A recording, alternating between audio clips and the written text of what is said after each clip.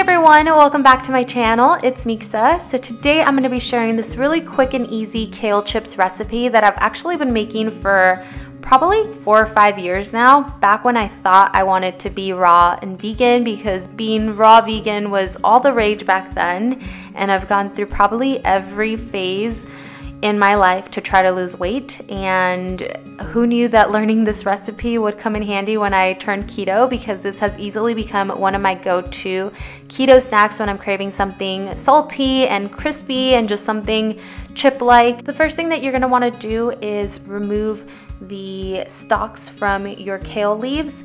So I actually like to go this route and do all of the prep work myself, as opposed to buying it already pre-cut in a bag, because I find that the bag ends up having way too many pieces of the stalk anyways, and I have to go in there and remove them piece by piece, and it ends up being a lot more work in the end that it ends up saving me.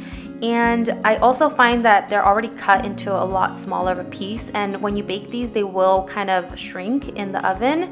So I like to start off with a slightly larger leaf. So I definitely recommend to just go ahead and do all the prep work yourself. It's not that much work and it doesn't take that much extra time to do this.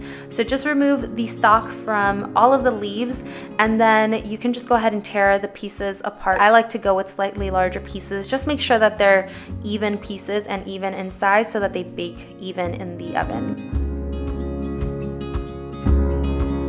Once that's done, you can go ahead and rinse your kale and use a salad spinner if you have one. If not, you can go ahead and dry it with a paper towel. You just want to make sure that your kale leaves are nice and dry before you coat them in oil and pop them into the oven, because it's going to result in a much crispier chip. Then I transfer mine into a bowl so I can coat them with some olive oil. I'm using about a tablespoon of olive oil, and you can go ahead and use any keto-friendly oil that you have on hand.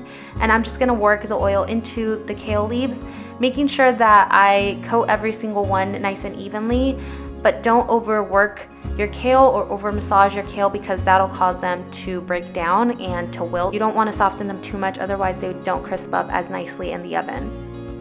Next, go ahead and lay them onto a silpat lined baking sheet or parchment lined baking sheet, whatever you have on hand, in one even layer, making sure that you don't overcrowd your baking sheet. And to season them, I'm just going to use some good old finely ground sea salt and pepper, but you can go ahead and use any spices or toppings that you would like.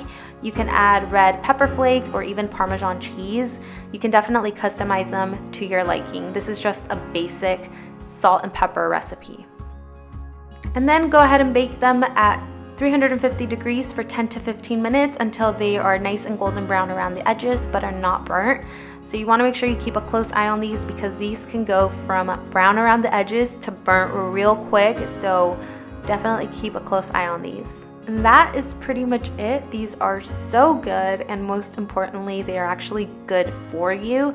It's a really good way to get in your vegetables, especially if you're having a hard time with that on keto. I know that when I first started, I was having a hard time eating all of my veggies, and this is a much more fun way of eating kale, if I do say so myself. They're salty, they're crispy, and you can customize them to whatever flavors you want to add to these as well. They're such a hit amongst kids. My sister, who's 9, absolutely love these, and she doesn't even know she's eating veggies. Real talk though, I want you guys to hear just how crispy these actually are. I hope you guys enjoy this recipe. If you guys give it a try, feel free to tag me on Instagram or Twitter, or leave me a comment down below if you guys tried this recipe and liked it. I definitely would love to hear from you guys and hear your feedback. So I hope you guys enjoy this recipe as much as I enjoyed making it for you, and I will see you guys in my next video.